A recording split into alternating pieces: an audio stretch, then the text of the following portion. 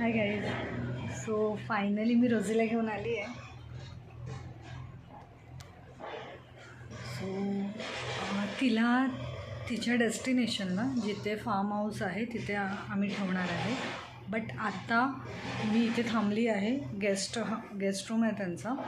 So because तिला vaccination करून तिकडे नेणार, कारण का तिथे दुसरे डॉग्स आहेत आणि त्यांना काही इन्फेक्शन वगैरे व्हायला नको. आणि रोजी खूप आजारी आहे हे तिला बघून कळतं आहे. तर आता तिचं ब्लड टेस्ट किंवा तिचं वॅक्सिनेशन ॲटलिस्ट ते बेसिक वॅक्सिनेशन तर तिला करूनच तिकडे न्यायला जाईल. आणि ती जागा इथून 18 किलोमीटर आहे.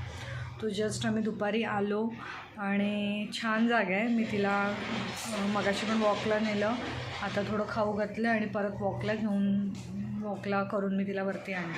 पण इथे माझ्या खाण्याची काहीच सोय नाही बिकॉज इथे जवळपास काहीच नाही आहे. ठीक आहे. आता ज्यांनी मला ही गेस्ट रूम दिली आहे त्यांचं ते खूप लांब राहतात, म्हणजे जे रोजीला बघणार आहे त्याच्या पुढे, आणि त्यांचं काहीतरी फूड बिझनेसचं काम ते खूप बिझी आहेत.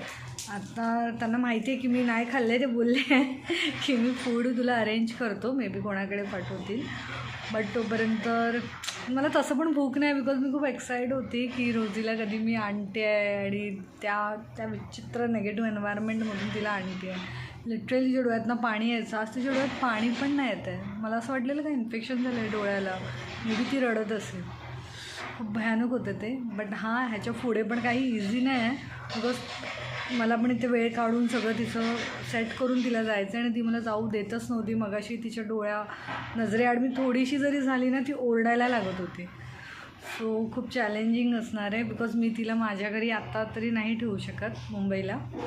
But let's see.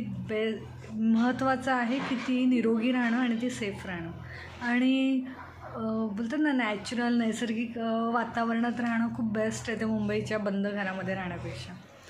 तो लेट्स सी. ती जागेचं पण अपडेट मी तुम्हाला देईन. But I am happy.